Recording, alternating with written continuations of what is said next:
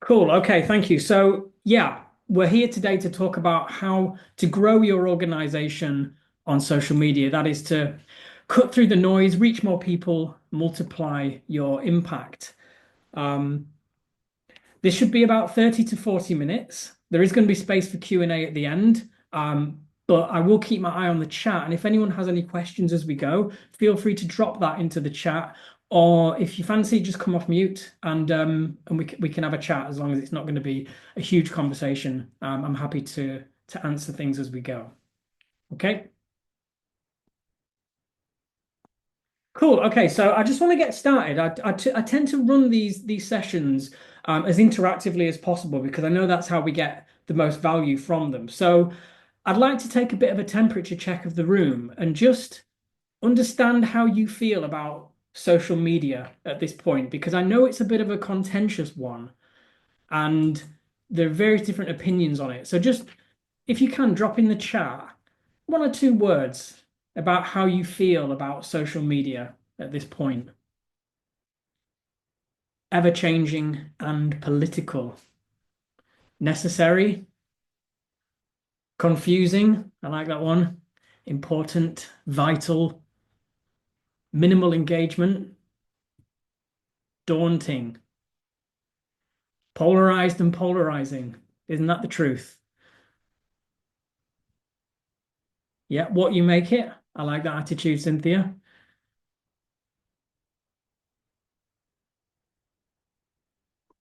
Yeah. Impactful and competitive.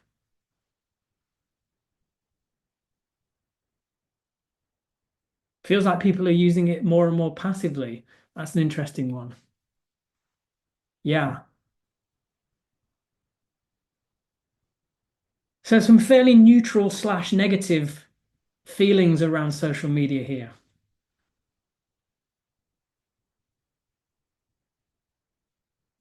Yeah. And I feel all of that myself.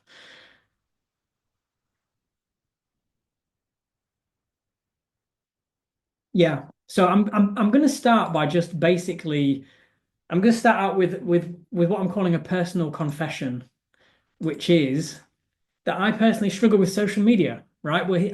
I'm here giving a talk on how to grow your organization on social media, but I'm not immune to a lot of the stuff that you've just outlined there. For me, I find it inherently triggering. It's a very emotional place. Where else in society can you find so many conflicting opinions about everything you can imagine, all in the same space? It's unmoderated. It can be a quite emotional experience going on social media. Let's be honest. It is addictive.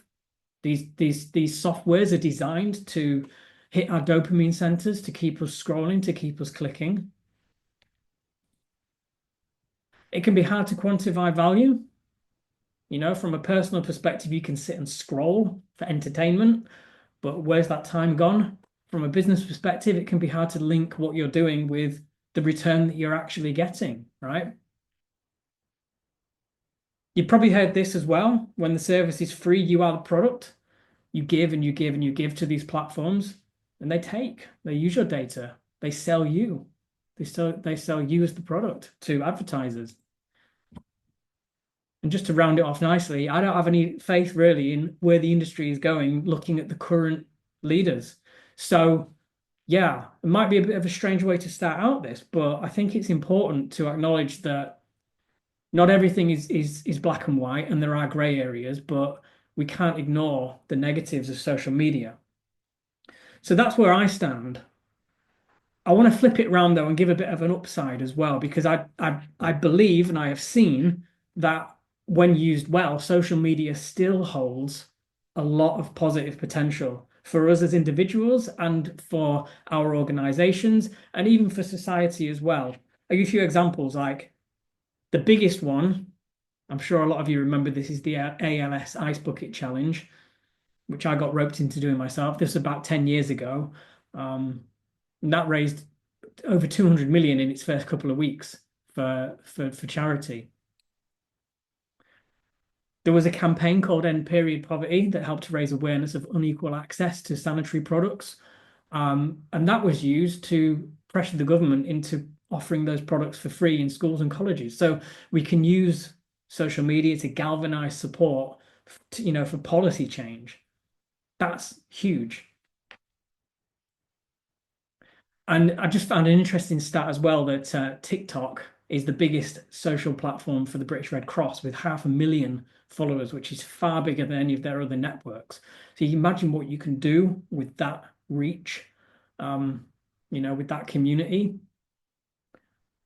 So there is an upside to this stuff. And I see social media as potentially evolving into what I'm seeing as sort of private groups, networks, and communities where I've been part of these things where people can actually, come together and, further their own professional development. They can forge new partnerships, even friendships.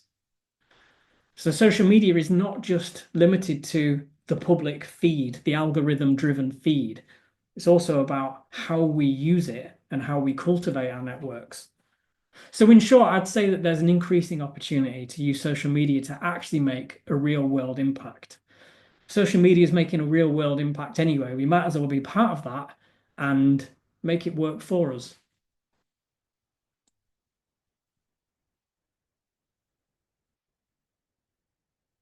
So with that in mind, then, I just want to give what I see as three general principles for social media success. And the first one is to, where possible, separate the personal from the professional. And I know that can be difficult, especially if part of your organization is campaigning. If you are campaigning for political change, if you're trying to drive awareness of something that is emotional and you're looking at changing the hearts and minds of a group of people, the personal is the professional in that sense. But from a social media usage, from a platform perspective, if we can try and use these platforms rather than allow them to use us, we will get more from them.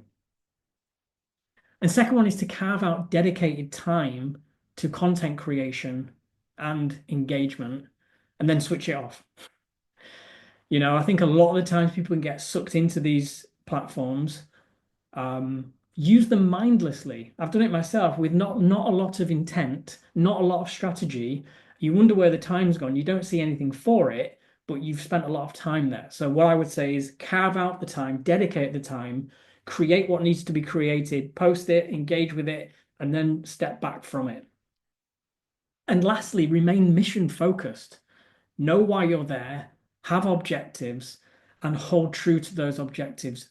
Again, don't allow the platforms themselves to dictate your usage. So the key takeaway really is become the master of social media and not its servant. These networks want you to be their servant.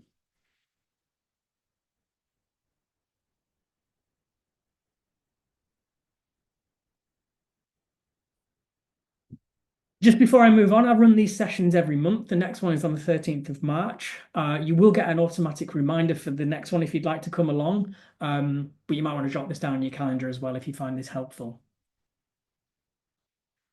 So today's agenda, we're talking about creating content that cuts through the noise. This is something that I hear a lot of people say. They don't know how to cut through. It's a very noisy place, social media. They can't seem to reach the people. They can't seem to have the impact they want. They can't cut through. Second one is building a system to manage workload. Again, like without a systemized approach to some of this, especially if you're managing, multiple social networks, you have multiple audiences, it can be quite challenging and quite overwhelming to manage being on social media. And lastly, tracking and measuring impact. This is another big one. So a lot of times people aren't sure why they're there, what they want to get out of it, and therefore they don't know what their inputs are, so they don't know what the outputs are either. So we're going to go through those three things today. There's a nice picture of me there, wearing the same shirt today, actually. If you want to connect with me, you can find out a little bit more about what I do at mattsaunders.uk. I work exclusively with third sector organizations on all things digital marketing, CRM integrations, websites, things like that. You can connect with me on LinkedIn, where I talk about some of the stuff that I've been up to and some of the insights that I've found. And you can also find snippets and full recordings from these previous sessions on YouTube if you just search Matt Saunders Charity. Cool. Okay, so let's get started with this. So, what would you say is your goal at this point in time? Why are you on social media? I'd love to hear this because this is going to really help make some of this more real for you. If you can, drop it in the chat.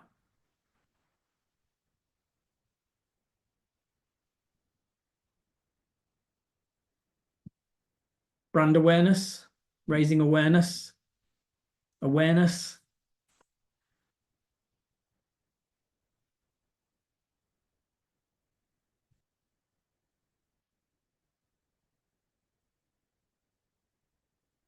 fundraising.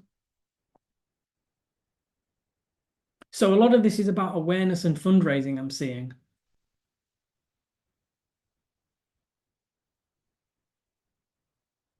Yeah. Support services, events. And how is it going? On a scale of 1 to 5, five being brilliant, how is it going for you? One, two, two, lots of twos. Okay.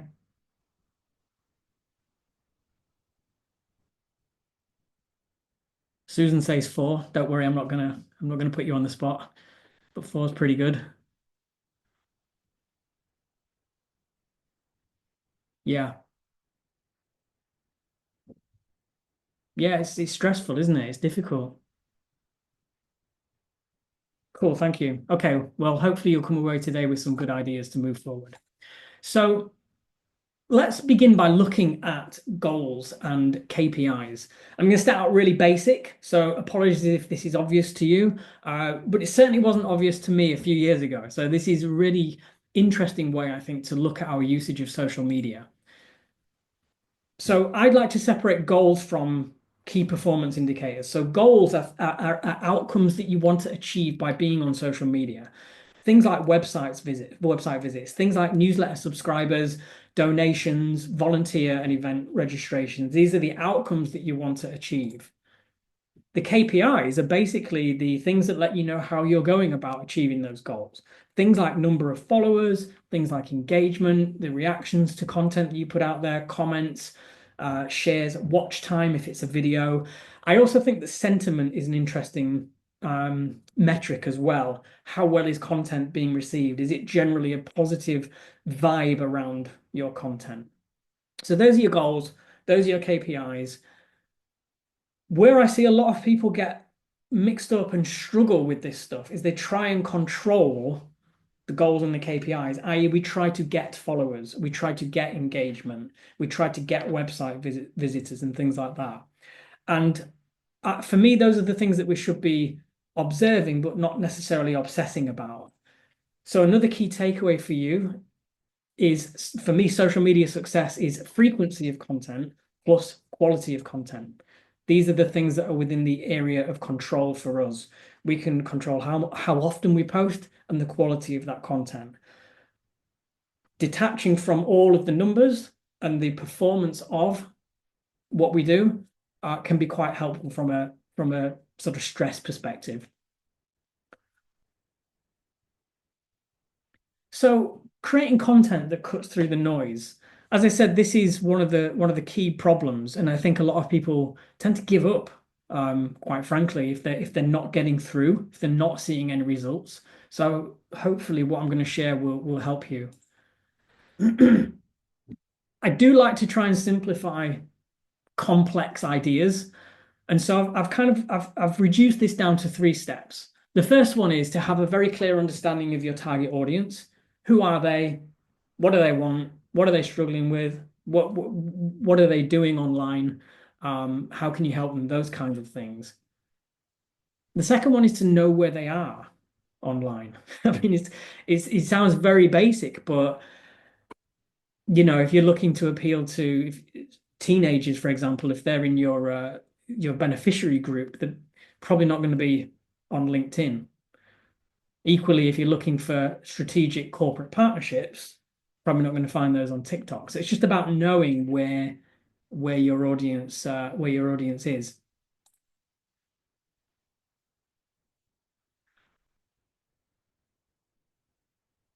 And the last one is basically just putting those two things together. So producing content that speaks directly to that target audience in the places they tend to be.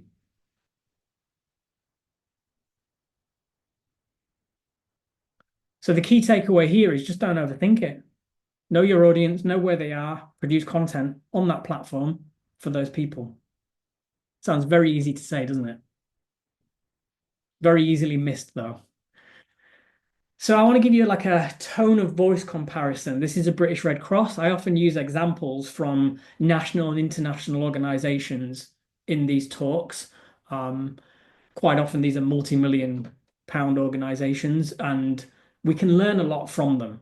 I think the British Red Cross do a great job of their social stuff. And if you look, you've got two posts here, one from LinkedIn, where the tone is a lot more formal.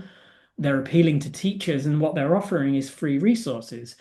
Change the minds of our future humanitarians, developing life skills and knowledge needed for the future. Whereas on the right, we have a TikTok video, which is appealing to younger people selling own brand chocolate. And the tone is a lot more playful. Same organization, money is going towards the same cause, and it's the same people putting out this content, but they're taking a very distinct view on what that content is depending on the platform and the intended audience. Another example from Shelter. These are both from Instagram, so the same platform, but two different audiences. For the supporters, they've got a piece here which is turn your pre-loved clothes into home. I'm not keen on their wording there, if I'm honest with you, but what that's about is donating clothes to raise funds. And then they have another like a carousel piece of content on your repair rights as a renter. Having rented for many years of my life, I can see I can see why they're putting this kind of content out in two very different audiences. You could argue there's an overlap. You could be a renter and a supporter, right? But there's a quite a clear message for those two audiences there. So a quick exercise for you, if you're up for it. I'm going to put a timer on for 1 minute. And what I'd like you to do is just write down your primary target audience or an audience. It doesn't have to be the primary one. Think about where they might most likely be found online. And then this one's a bit more tricky, but think about a topic that they might be interested in that overlaps with the work that you do. So we think about that shelter example just then. Shelter help with like holding landlords to account and things like that around the quality of their properties. And obviously, renters care about the disrepair of the places they live. So there's a huge overlap in interest there. So yeah, a topic that they might be interested in that overlaps with the work that you do. You don't have to drop this in the chat. It's just an exercise for you to think about. I'm going to start a timer for 1 minute now, and yeah, see how we go.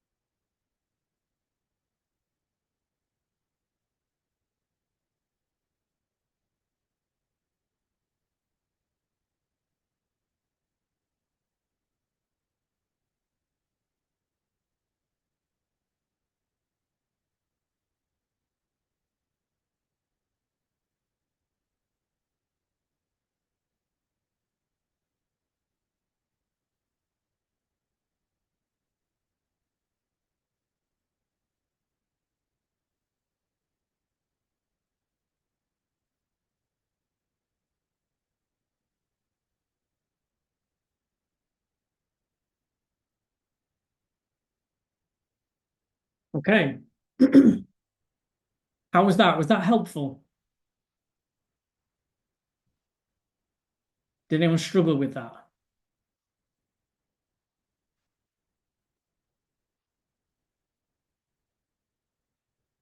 Was it easy?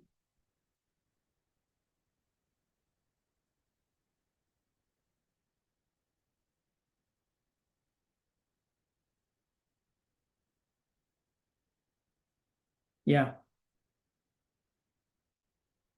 Easier for some audiences than others. Yeah. Yeah, I can see that. Great. Thank you. So I want to give you an example of content creation framework, if you like. So if we take the audience from, and we'll use shelter as an example because we can understand that. If we take the audience of renters, like they have multiple audiences, but we'll take renters as an example. Some of the topics that shelter works with and is of interest to the people that they also work with, things like deposits, eviction, repairs, homelessness, even as well. If we've got the audience, we have topics. We can also apply something called content types, which is exactly what it sounds like. Things like political and social commentary, beginner guides, things like basic information for people, stats and insights that might be quite shocking, quite interesting, calls to action, wins and celebrations, and of course, things like service user stories as well. And so, a way to create content on a regular basis is to kind of look at the topics and the types and pull them together. And there's a few examples just here. So, you've got the 1 in 160 people in England are homeless this winter, right? That's clearly linking to the topic of homelessness and the content type of shocking stats and insights. Temporary housing, I would say that probably relates to like a beginner's guide or an educational piece. And the renters' rights and bill update is probably related to political and social commentary, could be around repairs, could be around eviction. There's a lot of overlap, right? But you can kind of see what I'm getting at with this. What I'm going to do is send a spreadsheet in the email after this session, which basically just includes the things that we're talking about here. We have our content types on the top, we have our topics down the side, we have our audience up there. Very basic. And what you can do is I've pre-populated with some ideas and some links to Shelter's social content. You can basically take this and apply it, hopefully, to your own organization. So before I move on, does anyone have any questions on any of that?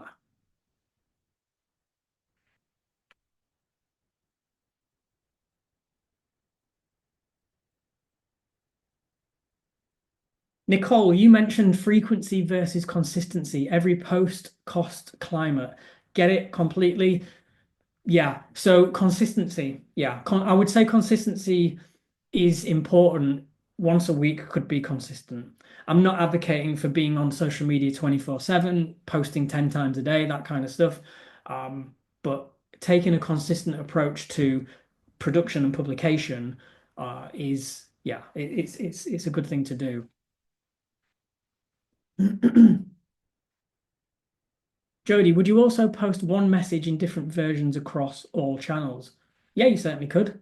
Yeah, yeah. I would bear in mind the audience of that channel and who tends to follow you on there. Um, you can certainly reword the same thing and make it applicable to a different audience. It takes a bit of creativity, but it can be done. Cool. Okay, so part two then, building a system to manage workload. So yeah, we don't want to look like this guy. The problem is that social media calls for constant attention. If you have the apps on your phone, which I don't recommend, but if you do and you have push notifications, you will be called into that space relentlessly.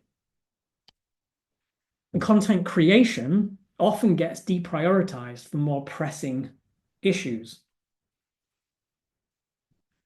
Managing the creation and distribution of content across multiple channels can be a real headache. So, all things considered, yeah, you end up looking like this guy at his laptop. And so, what you need is a system that you can trust and then step back from. You outsource your worrying, your processes, whatever, to this system. And there are many ways you can go about it. What I'm going to share with you is something that's worked for me. Now, I would say that the best content comes in conversation and ideally in movement as well, if you're able. Like I find that if I'm at my desk for too long, ideas dry up, thought processes slow down. I get into kind of a consuming state rather than a creative state. When I go for a walk, especially if I'm walking with someone and we're talking, it can be a much more powerful way to generate ideas. So consider scheduling in what I'll call a content walk, whether that's weekly, fortnightly, once a month, you and a teammate, or just on your own. And you just ask yourself the question, what do our audience want to hear from us? What's current at the moment? What have we got that's newsworthy that's coming up? Just open-ended questions and see what comes out of that conversation. I personally capture notes on my phone. You can use a notepad, whatever, it doesn't matter. Rough ideas are fine. The more the better. Just churn them out. They don't have to be fully thought through. They can be very rough. The desk work comes in where you go back to the content creation framework and you start thinking about how this content fits into the topics and the content types within your organization. Where does it fit? Can we find some statistics to back it up? Can we create a video for this? Yeah, this is where you start to add a bit more uh, meat on the bone, so to speak. And then I would suggest using a system like Buffer, which I believe is free. You can connect your social accounts to it. There is a paid version as well, but you can create content within there and schedule it onto a calendar. And essentially, this workflow is what it looks like. So you capture the ideas in very raw, basic form in a Notes app or on a notepad. You then move into the content creation framework where you just flesh this stuff out, make it a bit more real. You can then go into Buffer as just an example. There are other apps that do this, where there's a little mini workflow in there, so you can drop the ideas in, maybe assign it to a teammate to write, a little bit more comprehensively. There's also the generate ideas thing in there, which uses AI, and you'll find this in a lot of apps these days. AI wants to basically take over what you're doing. I always recommend that you master the process yourself first. Get into the air of being someone who creates content, who can do this without relying on AI to do it for you. Because, yeah, you don't want to put the cart before the horse. Once you produce that content, you can then schedule it to publish on various different networks, and you see a nice calendar layout of everything that's going out and when it's going out. And you also get some basic statistics from this as well. So that workflow, hopefully, is a good system, right, for making this happen. And actually, you could probably have 1 or 2 sessions a month where you come up with the ideas and then get them written down and scheduled for publishing. So it doesn't really need to take up something, it doesn't need to take up all your time. A lot of times people spend hours a day on social media, right? And we just don't need to do that. Any questions on this? Does anyone already have a similar approach?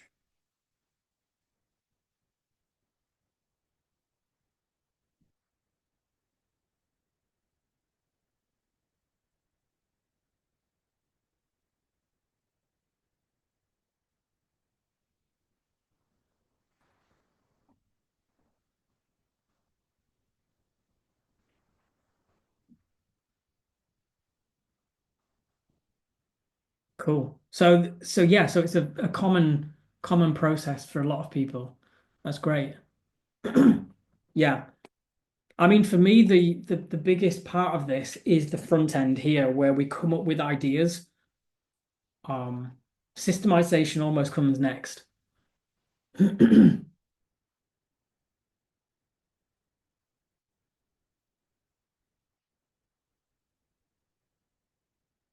Cool. Okay. Thank you. So we'll go into well, yeah, just a reminder before we move forward. Yeah, the social media success, frequency of content, quality of content. Just want to remind you of that. because we can get lost in this. So tracking and measuring impact. What you're really looking at doing when people say, how do we track this? What's the ROI? What they're asking is this worth my time? Right? Is this worth our time? Is this worth our money, our investment? And so for me, tracking in a nutshell comprises of four parts really. The first one is like take one of your goals. Doesn't matter what it is, but just start with one, whether it's website visits, subscribers, donations, whatever. Take one of those goals, list out all the associated key performance indicators with that goal, observe that data, and then tune your inputs based on that feedback. What I mean by that is if there are posts that aren't working, if there's a certain topic that's not flying, you know what to do. You can reduce the resource that goes into that kind of content. And one last example is the British Red Cross again. If you look at their TikTok page, they don't explicitly tell you to go to their shop in many of their posts, but the main link from their profile is a link to their online store. And so that's a tracked link using Bitly. They can see how many people click on that, which is great. Their goal is obviously website visits. I mean, you could argue that their goal is actually shop sales, but the remit of what we do on social media has to end somewhere. Once they go over to the shop, that's when, analytics around conversion and stuff like that. You talk about it in relation to the shop website, not necessarily social media. So the goal here is website visits. Their KPIs are going to be things like followers, likes, views, watch time on their videos, comments, sentiments of those comments, etc. And from what I can see, their inputs are 1 to 2 videos per week. Sometimes they'll do like 5 videos in a week, but that's a rarity. Other times they'll go a couple of weeks without doing anything. But they seem to have amassed nearly 500,000 followers by producing a couple of videos each week. Those are their controllable inputs. That's their goal, and those are the KPIs that tell them how they're doing. So very, very simple, right? Oversimplifying it almost. But some of the questions that British Red Cross might be asking at this point is goal-related questions, i.e., how many store visits does TikTok bring us each month? How might we increase that number? How much revenue can be attributed to TikTok link clicks, roughly speaking? KPI related, they might have things like, and content related, which are our best slash worst performing videos, and why do we think that is? Which topics seem to gain the most interest from our audience? And again, why is that? Is it because it's something that's tapping into the zeitgeist? Is it just current? Does it use a particular celebrity or song that in this particular platform could be relevant? And what is our core demographic interested in at the moment? Again, if you look at like the reason that you work in this organization is for service, it's to help people, right? So the more we understand them and the more we take that service focused mindset into content that we produce, the more results we're going to create from that. So a few things to just bear in mind. Specific attribution is notoriously difficult and I would say has questionable value. And what I mean by that is someone who doesn't understand social media at all might say, right, we're spending this much on producing videos for TikTok. How much money is it generating for us? That is a really difficult question to answer because attribution is very unclear. Somebody might already be a supporter.